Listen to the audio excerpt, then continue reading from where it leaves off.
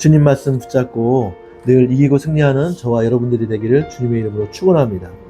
창세기 1장 1절은 1장에서는 두 번이나 여호와 하나님께서 당신이 한 분 하나님이시며 새 위격을 갖고 계시다는 것, 삼위일체 하나님이심을 두 번이나 나타내시죠. 어디서 나타나면 1장 1절 베레시트 바라 엘로힘 라고 얘기할 때 그 바라라는 것은 창조하셨다라는 것, 창조하셨다라는 바라는 단수인데 하나님, 여호와 하나님을 나타내는 엘로힘은 복수라고 했어요. 거기서 한 분 하나님께서 창조하셨지만 그것은 분명한 복수, 삼위일체 하나님이 연합하셨다라는 거예요. 근데 이 삼위일체 하나님의 연합이 굉장히 중요해요.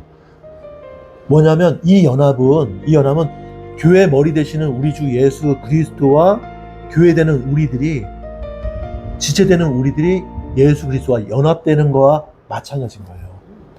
하나님께서 삼위를 가지고 계시지만 삼위일체 하나님이 한 분 하나님이듯 우리들 또한 머리 되시는 예수 그리스도와 우리 교회는 하나가 되어야 되는 거예요. 그게 중요한 거예요. 이런 부분을 놓치고 창세기가 지나가면 그냥 전설이 되고 신화가 되는 거예요. 무슨 말씀인지 아시겠죠? 또한 분명한 것은 1장 1절에서 나타나는 이후에 삼위일체를 나타내는 것은 1장 안에서 또 한 번 나오는데 그것이 인간을 창조하실 때 표현을 해주시죠. 다른 창조물들 이야기할 때는 그렇게 표현을 안 하세요. 근데 오직 사람을 창조하실 때만 그 표현을 하시는데, 왜냐하면 사람은 하나님과 연합된 삶을 살아야 된다는 것을 강조하시는 거죠. 사람을 만드시고 그 코에 생기를 부어넣으셨다. 그렇기 때문에 본능을 따라 행하는 저 짐승들, 동물들과 다르게 우리만큼은 의식적으로 우리의 마음의 중심을 따라서 여호와 하나님과 그 호흡을 같이 해야 되는 거예요. 지난 시간에 제가 강조했던 점이 그거죠. 근데 그것이 우리가 진짜 알다시피 같이 숨을 쉬고 내쉬고 그런 호흡이 아니라 여호와 하나님께서는 우리와 함께 교제하고 싶으시고, 스포츠에 보면 혼자 하는 스포츠도 있지만 여러 팀이라든지 복식이라든지 같이 하는, 팀을 이뤄서 하는 스포츠들도 많잖아요. 그때 뭐라고 하죠? 야, 우리 팀은 감독들이 팀원들에게, 선수들에게 독려할 때, 격려하고 독려할 때, 야, 우리가 지금 비록 한 사람 한 사람은 좀 체력이 딸릴지라도 우리 저 팀 이길 수 있어. 우리 한 마음으로 하면 돼. 그래서 우리 호흡을 잘 맞춰가 보자. 우리 호흡을 맞춰보자. 할 때 그 호흡이 진짜 같이 숨 쉬고 그게 아니잖아요. 한 마음 한 뜻 되자 라는 거잖아요. 그런 것처럼 하나님께서는 우리에게 그걸 원하시는 거고, 우리가 정말 하나님이 주어주신 그 은혜를 맛보아 알고 누리며 살기 위해서는 그 호흡을 맞춰야 되는 거예요. 근데 그 호흡이라는 게 뭐냐면 우리 삶 속에 그 호흡은 기도라는 거예요. 주님을 향한 찬양과 기도는, 말씀과 기도, 찬양은 여호와 하나님과 우리가 함께 할 수 있는 호흡인 거예요. 그래서 주님께서도 기도 외에는 이런 이유가 없다고 하셨어요. 근데 많은 분들이 이런 부분들을 놓치는 게 뭐냐면 교회에 나가서 열심히 헌신하고 봉사하시고 또 정성들이 감사헌금도 드리고 그걸로 끝나시는 분들이 많아요. 근데 그렇지 않습니다. 하나님이 기뻐하시는 것은 헌신 봉사 아니요. 11조 감사헌금 아니요. 뭐 하나님이 뭐 돈이 없으신가? 그 하나님께서 뭐 여기 일할 일꾼이 없으셔? 얼마든지 일꾼 세우려면 일꾼 세우실 수 있죠. 근데 그런 게 중요한 게 아니에요. 물론 그것들은 내 믿음에 내가 은혜 받았을 때 나타나는 열매인 거예요. 감사도, 헌신도, 봉사도, 섬김도 열매로 나타나야 되는 거지, 그걸로 말미암아 내가 하나님을 기쁘게 해드리고 내가 복받고 구원받고 아니죠. 그런 행함의 믿음이 아닌 거예요. 우리는 무슨 말씀인지 아시겠죠? 그렇기 때문에 우리는 삶 속에 가장 중요한 것은 말씀과 기도. 그러면 목사님 왜 찬양을 빼세요? 아니요.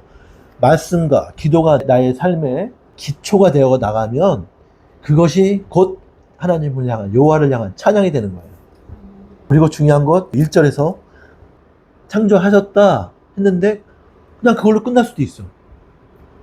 근데 하나님께서는 하늘과 땅을, 헷 하샤마임 엣 하아레츠. 하늘과 땅을 창조하셨다. 그냥 하나님이 이스라엘 백성들을 이끌어내시고 세상을 창조한 게 나야. 너희들의 조상 하나님, 그 하나님 나야. 내가 이 세상을 창조했어. 라고 끝내면 되는데 하늘과 땅까지 강조하신 이유가 뭐냐면 이스라엘 백성들은 애굽에서 지내면서 어떤 문화에 젖어 있다고 그랬죠? 자기도 간접적으로 애굽의 우상 문화들이 몸에 배했어. 그 배어있는 이스라엘 백성들도 어떤 생각을 했을까요? 마치 하나님은 하늘 보좌에만 계시고 우리는 이 땅에서 생활하고 이분법적으로 생각했겠죠. 근데 그런 이스라엘 백성들에게 너희들은 너희들 조상과 같이 실수하면 안 된다 라는 것을 말씀하시기 위해서 다만 이 하나님, 이 세상을 창조한 여호와 하나님 나는 하늘 보좌에만 있는 것이 아니라 지금 이 시간 너희 땅에서 살아가고 있는 너희들 곁에 있는 거야. 하늘도 땅도 너희들의 알고 있는 보여지는 모든 것들을 다 내가 창조한 것이고 내가 주관한다. 그렇기 때문에 나는 보좌에만 앉아있는 하나님이 아니다.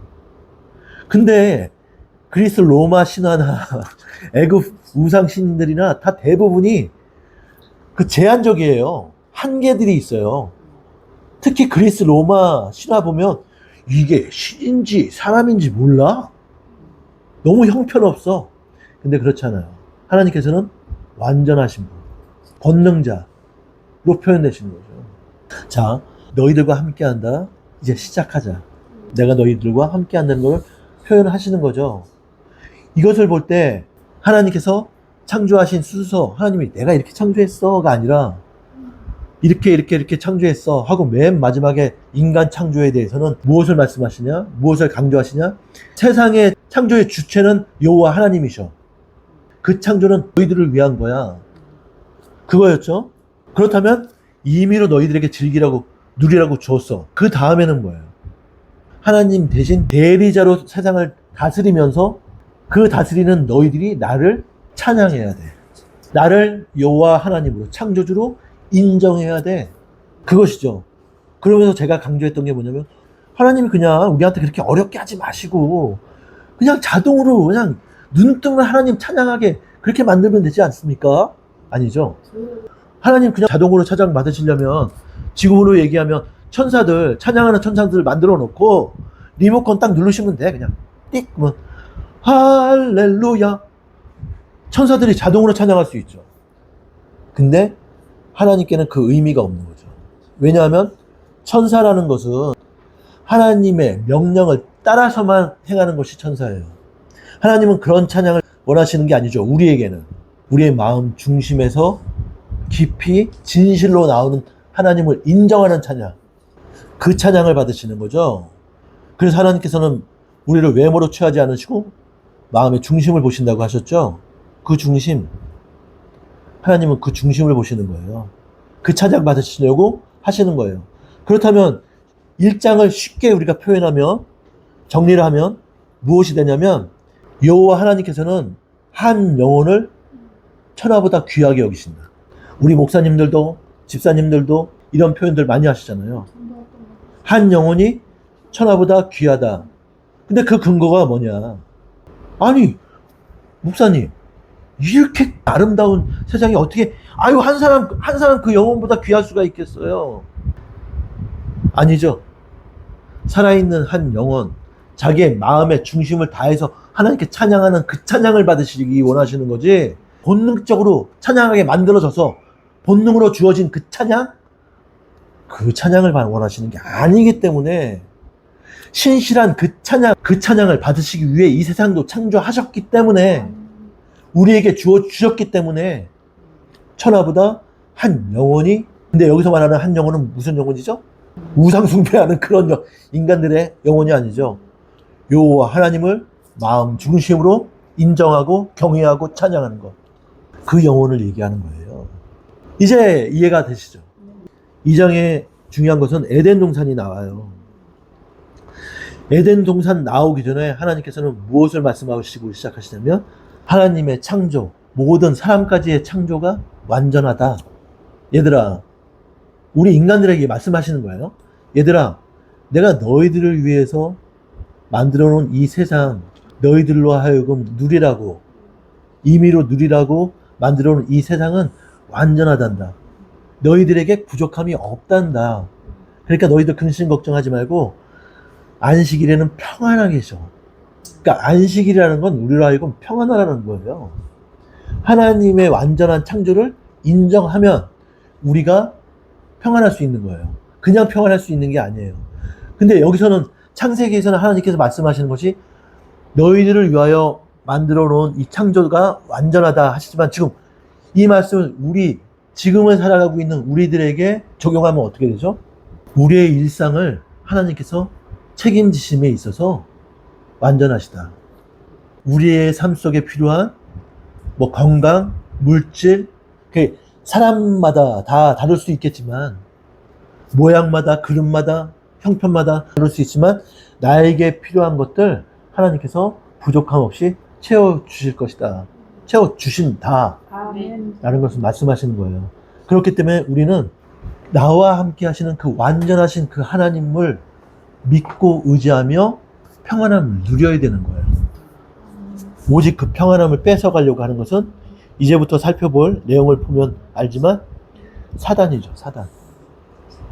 이제 모든 창조가 끝났습니다. 그리고 이제 하나님께서 좀 더 디테일하게 들어가시죠. 네, 좀 더 디테일하게 이스라엘 백성들에게 너희 조상들이 어떻게 잘못했다는 것을 알려주시는 과정이 되죠. 거기에 첫 번째가 에덴을 창설하시고 그곳에 아담을 두셨다라고 나오죠. 근데 하나님께서 다시 한번 아담에게 명령을 내리세요. 이걸 문화명령이라고 하거든요. 문화명령. 뭐냐면 에덴에 있는 것들. 처음에 1장에서도 너희들이 다스리라. 다스리라는 것은 지키라는 뜻도 있거든요. 근데 여기서 아담에게 자세하게 지키고 경작하고 다스리고 또 하나 중요한 게 뭐가 있죠? 동산 중앙에 있는 선악을 알게 하는 나무의 열매를 먹지 말라고 하시죠. 근데 여기서 하와가 사단에게 넘어갈 때 뱀의 간교함을 보면 정말 우스운 게 뭐냐면 하나님께서는 분명히 동산 중앙에 있는 나무 열매들만 빼놓고는 나머지는 다 너희들로 누리라고 해요. 누리라고. 근데 마치 뱀과 하와의 대화를 보면 하나님께서 그렇지 않은 것처럼 근데 그렇지 않죠. 자 읽어볼게요. 여호와 하나님이 동방의 에덴의 동산을 창설하시고 그 지으신 사람을 거기에 두시니라. 자, 노안이 심해지고 렌즈 맞춘 지가 오래돼서 글씨가 잘 안 보여요. 제가 좀 더듬더라도 이해해 주시기 바랍니다. 여호와 하나님이 그 땅에서 보기에 아름답고 먹기에 좋은 나무가 나게 하시니 동산 가운데에는 생명나무와 선악을 알게 하는 나무도 있더라. 보셨죠? 그 땅에 아름답고 먹기 좋은 나무가 나게 하셨는데 그 중앙에는 그 가운데에는 생명나무와 선악을 알게 하는 나무도 있었다는 거예요. 너무 웃긴 게 뭐냐면 이게 사단이 우리를 넘어뜨리고 쓰러뜨리는 방법 중에 하나인데 우리는 거기에 너무 쉽게 넘어간다는 거예요. 근데 마치 뱀은 하와에게 와서 너 잘 모르는구나 하면서 분명히 하나님은 아담에게 문화명령을 통해서 언약을 하셨는데 계약을 맺으셨는데 뱀은 마치 그것이 헛것인 양, 마치 하나님께서 아담을 속인 양 이렇게 얘기하거든요.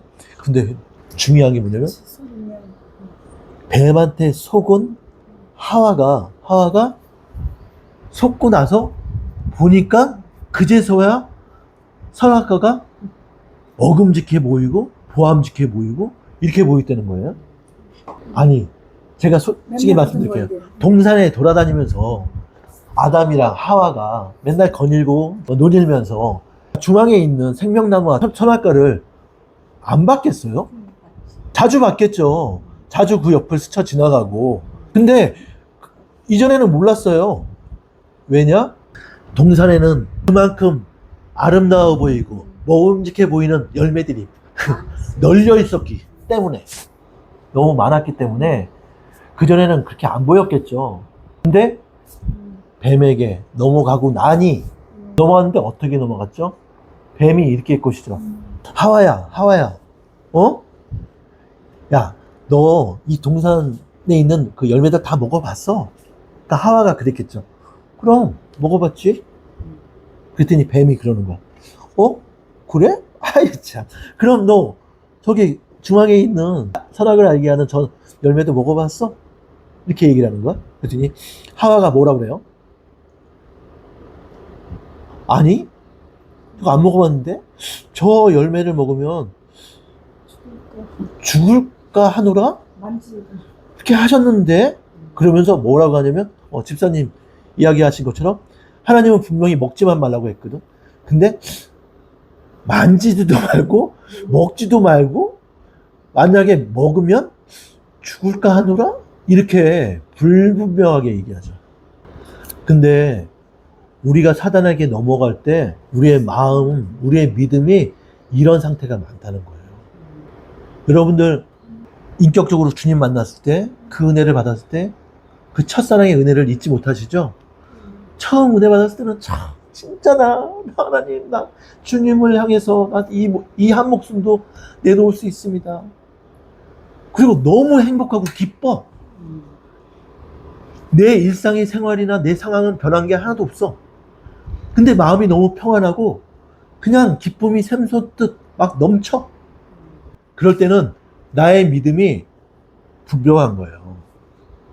분명한 거예요. 근데 그 은혜로 처음 살기 시작하다가 시간이 점점 흐르면서 내가 내 삶에 그냥 문제가 없어지고 그냥 평안한 것 같고 그러면 내 믿음도 루즈해지는 거야. 그러면서 단단해진 게 아니라 풀어지는 거지. 느슨해지는 거지. 그때 사단은 우리의 마음을 노리고 싹 껴드는 거예요. 하나님과 우리 사이를 싹 껴드는 거예요. 하와도 마찬가지죠. 그 틈을 빗고 싹 들어오니까 그런데 죽을까 하노라? 아니죠. 분명히 남편 아담에게 들었을 거 아니에요. 하나님께서 정령 죽으리라 하셨어 라는 것을 들었을 거예요. 근데 하와는 사단하고 뱀하고 대화를 하면서 죽을까 하노라? 죽을지도 모른다고 그랬는데 불분명한 하와의 태도에 지금 우리에게는 그 믿음이 되겠죠. 불분명한 하와의 태도에 싹 뱀이 껴들고 들어가는 게 하나님과 하와의 신뢰를 깨뜨리는 거예요. 그래서 무슨 짓을 하냐면 하와야 너 몰랐구나. 그러니까 하와가 거기서부터 내가 뭘 몰랐지? 진짜 말을 해줘야 되나? 우리 교회에서도 집사님들 이런 얘기 많이 하시죠. 그 제3자가 여기 없는 자리면 얘기를 하지 말아야 돼. 근데 꼭 너만 알고 있어. 비밀인데 너만 알고 있으래. 되게 나쁜 얘기. 근데 또 이분도 저쪽 가서 비밀인데 너만 알고 있어. 알고 있어. 발 없는 말이 천리를 간다고? 진짜? 우리 교회가 그러면 안 돼요. 정말 그 당사자가 없는 자리에서는 그분의 얘기를 칭찬이라도 하지 마세요. 왜냐하면 사단은 그런 것들을 왜곡되게 만들어서 분열시키게 만듭니다. 오해하게 만들고 그 오해를 통해서 이간질을 만들고 사단의 본성이 그거예요. 원사탄 마귀들의 악마들의 본성이 그거예요. 근데 사단이 자기의 본성을 따라서 열심히 일을 하죠. 그러면서 뭐라고 하냐면 나 진짜 너 하와 너니까 얘기해 주는 거야 하면서 뭐라고 하냐면 너 저거 따먹잖아? 너희들 눈이 밝아져가지고 너희들 하나님처럼 되는 거야. 그 한마디에 딱 선악과를 바라보는 순간 하와의 마음에는 하나님을 향한 신뢰가 깨지죠. 그게 죄의 시작이에요. 죄의 시작이에요. 자, 여기서 한 단계 더 나아가서 우리 사경의 1팀은 두 번째 우리 창세기를 하는 거니까 한 걸음 더 나아가서 이야기해 드리면 이것이 어디에 적용되어야 되는 거냐면 우리가 항상 그러죠. 나는 죽고 예수 그리스도로 말미암아 살아야 된다 라고 얘기를 많이 하시잖아요. 그죠? 나는 죽고 예수 그리스도로 말미암아 살아야 된다. 그러면서 강조하는 것이 뭐냐면 내 삶의 주권자가 여호와 하나님이셔야 된다. 나의 왕 되시는 분이 내 삶의 왕 되신, 나의 삶을 다스리시는 그분이, 나의 삶의 왕 되시는 분이 여호와 하나님이셔야 된다. 주체자가, 주권자가 하나님이셔야 된다. 이것을 강조하죠. 많은 목사님들이 강조하시죠. 왜냐하면 목사님들이 강조하신다는 것은 그것이 그만큼 중요하기 때문인 거예요. 근데 목사님들 사실은 짧은 2, 30분, 길어야 40분짜리 그 설교 하시면서 여러분들한테 전할 말씀들이 너무 많아. 성경 진리도 전하셔야 되는데 그 안에서 또 여러분들에게 또 권면도 하셔야 되고 교훈도 하셔야 되고 시간이 너무 짧아. 원인까지 왜 그러는 것까지는 말씀을 못 해주시는 거죠. 근데 여기서 그 이유를 알 수 있는 거예요. 여러분들 나 주님 바라보고 살 거야. 집사님 나 주님 의지하고 살 거야. 주님 방법대로 살 거야. 그렇게 항상 결단하시고 나가시잖아요. 근데 그렇게 되어 되나요? 그러다가 보면 또 안 되지고 또 내 판단, 내 생각, 내가 결정하려고 하고 내 뜻대로 하려고 하고 내가 바라는 대로 방법대로 하려고 할 때가 많잖아요. 근데 그런 우리의 삶 속에 목사님들은 말씀을 통해서 아니요 여러분 내가 죽고 예수로 말미암아 그리스도로 말미암아 살아야 됩니다. 즉 나의 삶의 주권자가 내가 되면 안 됩니다. 주님 의지하고 나의 삶을 주님께 맡겨드려야 됩니다. 나의 주권자가 주님 되셔야 됩니다. 이걸 강조하시잖아요. 나의 삶의 왕이 여호와 하나님이 되셔야 된다는 거죠. 그것이 뭐냐면 이거 여기에서 나타나는 거예요. 뭐냐면 아담과 하와는 하나님이 명령하신 동산 중앙에 있는 선악을 알게 하는 그 열매를 따먹은 거 그걸로 끝난 게 아니에요. 하나님을 향한 신뢰가 깨지는 순간 무엇이 일어났느냐? 하나님과 피조물 사이에 주체자가 바뀌는 거예요. 예, 여호와 하나님의 주권을 찬탈해가는 그런 경악한 참혹한 죄가 시작된 거예요. 자, 제가 항상 강조하는 게 뭐냐면 여호와 하나님께서는 이 세상을 창조하셔서 우리를 위해서 창조해 주시고 우리에게 마음껏 누려라 하셨어요. 또 에덴을 창설하시고 아담을 두시고 아담에게도 마음껏 네가 경작하고 다스려라. 경작하고 다스리라는 것은 지키라는 것이죠. 그러면서 책임을 주셨잖아요. 그러면서 동상 중앙에 있는 나무의 열매를 먹지 마라. 선악을 알게 하는 나무를 먹지 마라. 그것을 어겼는데 그것은 그 문제가 열매 따먹은 걸로 끝나는 것이 아니라 하나님께서 다 너에게 맡겨 주신, 아예 주신 게 아니잖아. 임의로 맡기신 거잖아.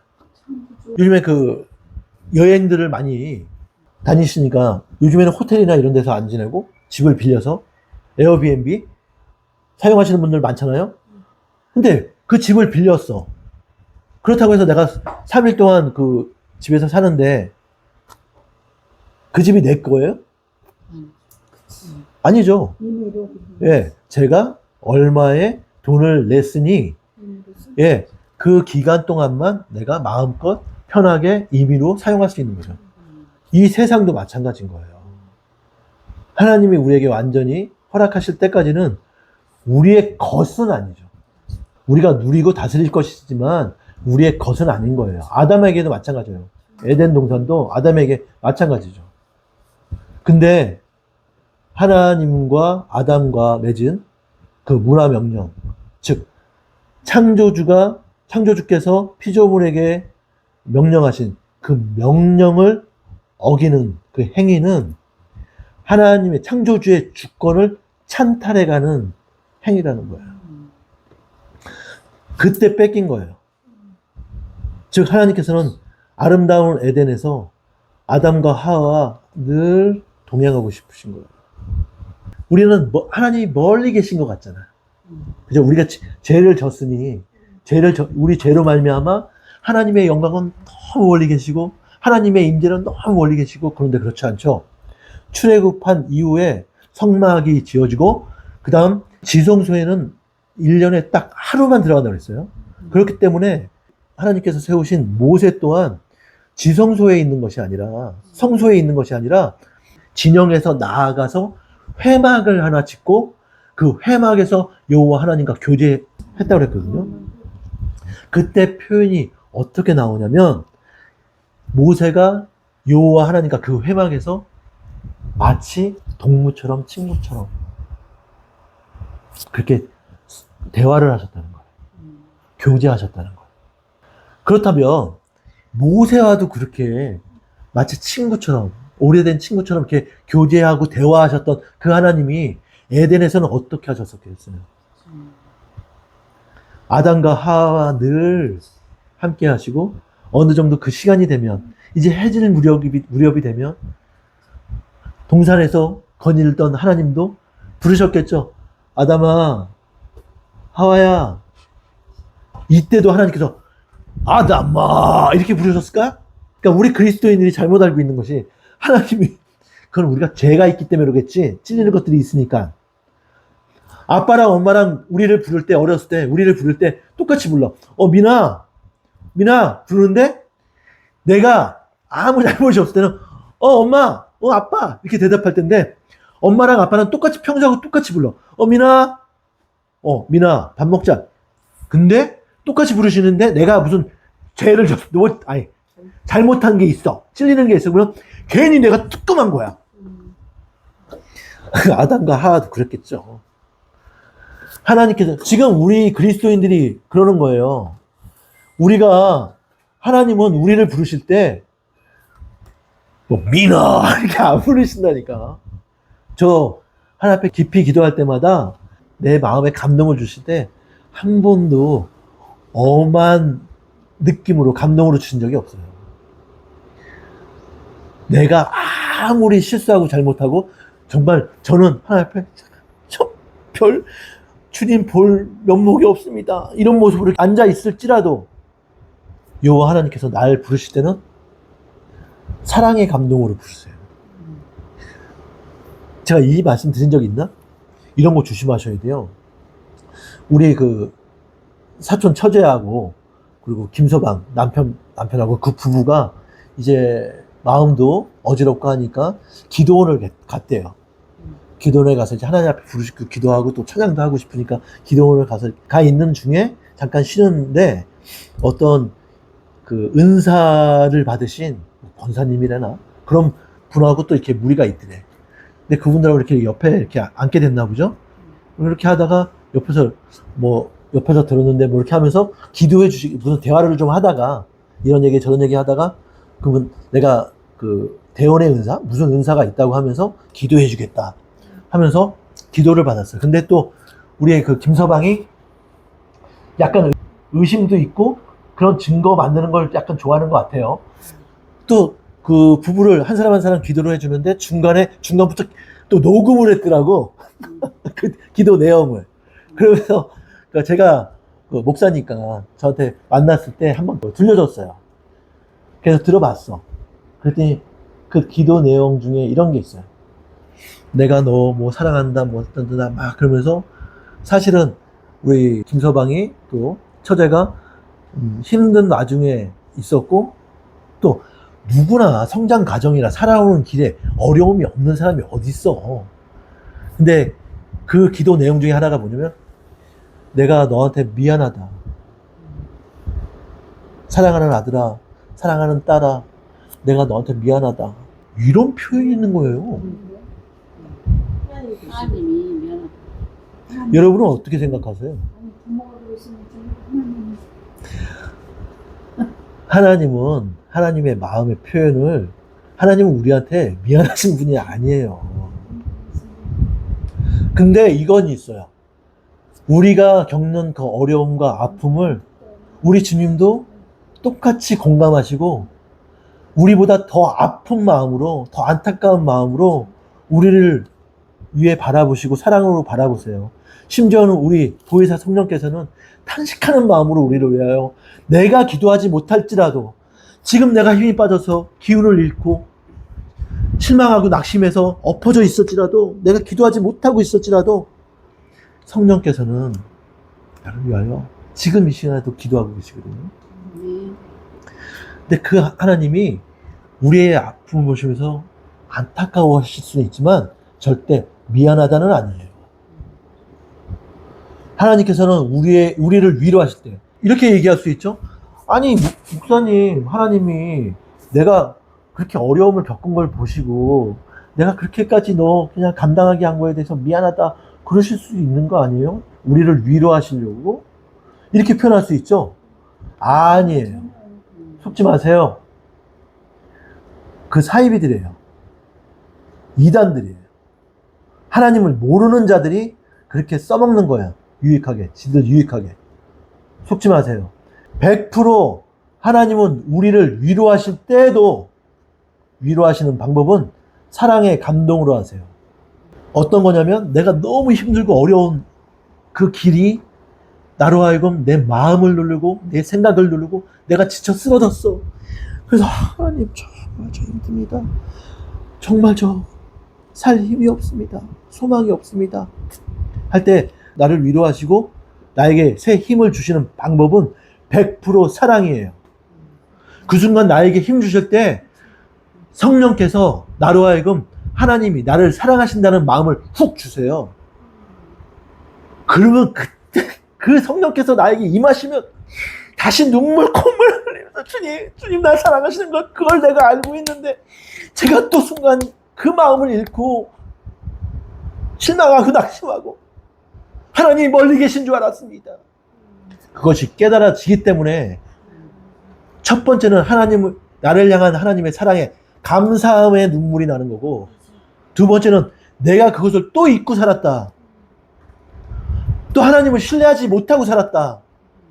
예, 회개의 눈물이 나는 거예요. 감사와 회개의 눈물이 나는 거예요. 그렇게 하나님은 그 사랑으로 회복을 시키세요. 그리고 새 힘을 주시는 거예요. 내가 또 힘들었지. 너 그런 내가 무거운 짐을 줘서 미안하다. 성경을 모르고 하나님도 모르고 그런 거 다. 근데 그분은 또 난 진짜 은사 받았다 라고 할 수 있어요. 그거 성령께서 역사하시는 것이 아니에요. 비인격적인 것들은 다 마귀들이, 사단이 장난치는 거예요. 마치 무당들, 뭐 철학자들, 뭐 그런 사람들 통해서 우상 숭배하는 자들 가서 아까 그 집사님 친구분이 뭐 1년에 뭐 3, 400, 2, 300씩 막 절간에 갖다 바치는, 그러면 근데 아이고 이 사단이 그 영적인 존재인데 얼마나 이것들이 강교한지 아세요? 근데 아무리 그래도 안 들어주면, 안 되게 하면 주의를 향해서 절을 안 할 거 아니야. 그러니까 가끔가다 무당도 오는 사람들을 마치기도 하고 과거의 일들을 마치기도 하고 알려주기도 하고 해요. 예. 그리고 또 뭐 마치 그 인생의 길이 뭐 그냥 잘 되는 것처럼 그렇게 또 만들어주기도 하죠. 그죠? 근데 중요한 건 뭐냐면 나의 영원한 삶은 죽어가고 있다는 거예요. 나의 영혼은 죽어가고 있다는 거예요. 왜? 사단은 그게 중요해요. 얘가 너 돈 필요하니? 그래, 내가 기업의 총수로 만들어줄게. 왜 못해? 이 영혼이 죽어간다면 자기가 마지막 때에 여호와 하나님께 자기가 심판받을 때 네가 지옥에 가는 나와 함께 가줄래? 동행해 줄래? 뭐든지 줄게. 이럴 수도 있는 거예요. 사탄 마귀들이 여호와 하나님의 모양과 형상을 따라 지음받고 여호와께서 호흡을 넣어주셔서 생명으로 만들어 놓은 우리를 가지고 놀려고 하는 거예요. 가지고 놀려고 하는 거예요. 얼마나 좋겠어? 하나님의 형상과 모양을 따라 만든 것들이 지금 이미 죽을 것이 계획된 나하고 함께 가니 또 나한테 막 절을 해, 막. 내가 죽은 그 생명 없는 그 바위에, 그 나무에, 깎아 만든 그 나무에 있지도 않는데, 거기에 마치 응? 그걸 통해서 막 자기한테 절하는 것 같고, 부끄러워 하셔야 돼요. 생명 없는 것들에 대해 가서 절하고, 바라고, 섬기는 그런 분들, 그런 사람들, 이 하나님의 창조 목적, 하나님이 우리를 만드신 그 사랑으로 우리를 창조하신 그 마음을 알면, 조금이라도 알게 되면 땅을 치고 후회해요. 얼마나 부끄러워요. 세상을 정복하고 다스려야 될 그것들을 향해서 거꾸로 내가 그들에게 절하고 바라고 의지하고, 세상에 그것처럼 미련한 게 어디 있습니까? 즉 뭐냐면, 우리는 아담과 하와가 지은 그 죄의 그 안에는 무엇이 들어있냐면, 이제는 내 삶은 나의 것. 내 인생은 나의 것. 내 인생은 나의 것. 그런 노래도 있죠? 아닙니다. 우리 그리스도인들은 알아야 돼요. 나의 삶의 주체는 여호와 하나님이세요. 아, 그럼 목사님, 그러면 우리가 무슨 꼭두각시입니까? 아니요. 하나님이 그렇게 바라시는 게 아니라니까. 하나님이 우리를 꼭두각시처럼 살게 하시려면 그렇게 차라리 천사들한테 야 너희들 나 찬양해, 이렇게 시키셨겠죠. 근데 그렇지 않죠. 우리 삶에 우리가 주체죠. 삶의 주체는 우리지만, 우리를 다스리는 분이, 우리를 책임지시는 분이, 우리에게 이 삶을 허락하신 분이 하나님이심을 인정하는 삶. 그리고 그분이 우리에게 인생을 허락하신, 하나님께서 허락하신 그 인생을 우리와 함께 동행하시며 책임지신다는 것을 인정하는 그 삶. 그 삶이 하나님을 향한 찬양이 되는 것입니다. 근데 그것을 사단은 뱀의 모습으로 나타나서 잃어버리게 하는 거죠. 하나님의 주권을 찬탈하는 것. 그래서 그 죄의 결과가 지금까지 우리를 따라다니는 거예요. 그렇기 때문에 사단은 우리가 의뢰받았을 때는 그때는 안 와요. 못 오죠. 성령이 충만한데, 성령께서 나와 함께 하시는데 사단이 접근하지 못하죠. 근데 또 시간이 흐르면서 내가 점점 주님과 멀어질 때 그 사이에 살짝 떠들어오는 거죠. 그러면서 모든 것이 또 내 생각, 내 판단, 내 경험, 내 유익을 따라서 판단하게만, 즉 내 눈을 가리는 거죠. 내 판단이니까 내가 옳을 것 같지만 그렇지 않을 때가 너무 많거든요. 그러면서 여호와 하나님을 의지하고 여호와 하나님께 믿고 바라려고 하는, 맡기려고 하는 나의 눈을 가리는 거예요. 아담과 하와가 처음부터 선악과가 다른 동산의 열매들보다 보암직하고 먹음직해 보였나요? 아니에요. 동산 어떤 그림에 이게 또 나쁜 영향이 될 수도 있어요. 우리는 어렸을 때부터 주일학교에서 창세기 공부할 때 에덴을 막 그림을 그리면 유독 중앙에 있는 생명나무와 선악과는 막 빛이 빛나고 황금빛으로 막 아름다워 보이고, 중앙에 있는 동산에 있는 다른 실과들에 비해서, 열매들에 비해서 너무 아름답게 막, 그러니까 진짜 그럴 줄 아는 거예요. 심지어는 그 창세기의 배경이 되는 어떤 영화들 만들 때도 막 그렇게 만들어요. 신비스러운 과일로. 아니에요. 우리 아까 분명히 읽었잖아요. 그쵸? 우리 2장 9절에 보니까 하나님께서 그 땅에 보기 좋은 아름다운 나무들, 실과들, 열매 맺는 것들 다 만드시면서 그 중에 동산 중앙에 있는 생명나무도, 선악을 알게 하는 나무도 있는 거예요. 그러니 아담과 하와가 평상시에 동산 중앙을 지나가면서 생명나무하고 선악을 알게 하는 그 나무의 열매를 보면서도 그냥 스쳐 지나갔어. 왜? 그거 말고도 동산에는 아름다운 맛있는 열매들, 아름다운 열매들 많았거든. 근데 굳이 뭐 그게 꼭 아름다워 보여? 그렇지 않았어요. 사단이 하나님과 하와의 사이의 신뢰를 깨뜨렸을 때에 그것이 그때부터 그렇게 보였다는 거예요. 근데 또 질문이 네. 왜 그 하필이면 그런 나무를 만들어 놓으셨냐 그것을 지금 말씀드렸는데 다시 또 질문하시는 거예요. 잘 보세요. 제가 하와가 하나님을 향한 하와의 마음에, 아담의 마음에 신뢰가 깨지면서 의심을 한 거죠. 이걸 먹으면 내 눈이 밝아져서 하나님처럼 되니 하나님이 우리를 속이신 거야? 우리에게 알려주시지 않은 거야? 못 먹게 하신 거야? 라는 의심이 들어가면서 신뢰가 깨지는 순간 무엇이 들어갔다고 했어요? 그래서 따먹죠.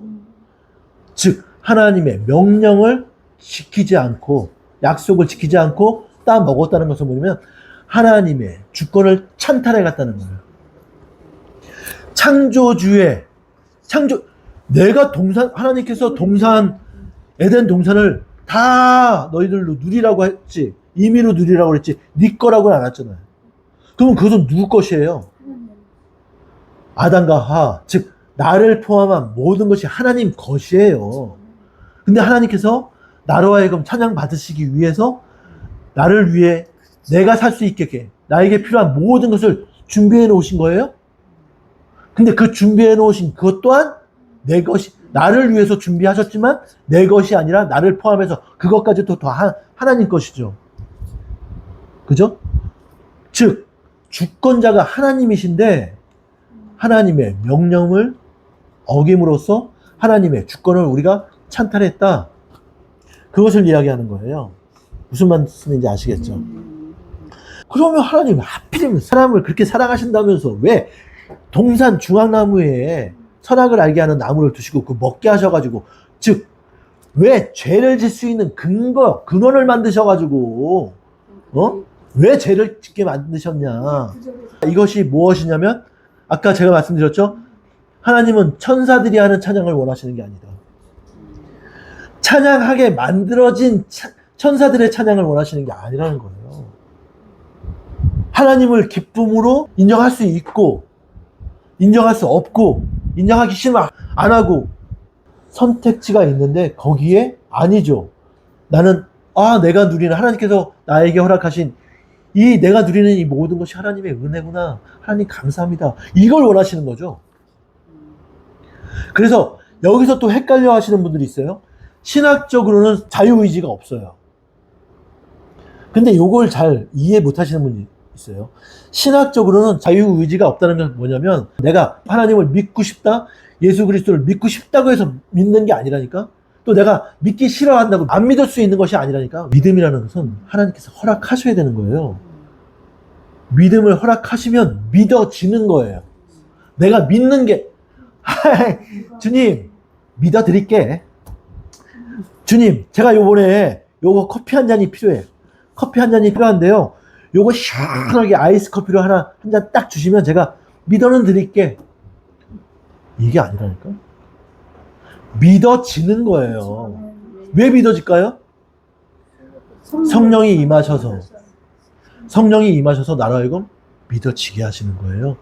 이것이 바로 인격적으로 주님을 만나는 거예요. 뭐 성령 세례를 받아라. 그 근거가 뭡니까? 증거가 뭡니까? 방언을 해야 된다. 세상 미련한 것들이 그런 것들이죠.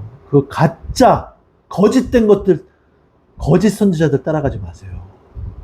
같이 줄줄이 엮여서 떨어집니다. 죽음의 길로 가는 거예요. 인격적으로 주님 만난다는 것은 뭐냐면 자꾸 인격적이다. 우리가 하나님을 인격적이다 표현하는 것은 뭐냐면 하나님이 우리에게 인격적으로 나타내시기 때문에 그래요.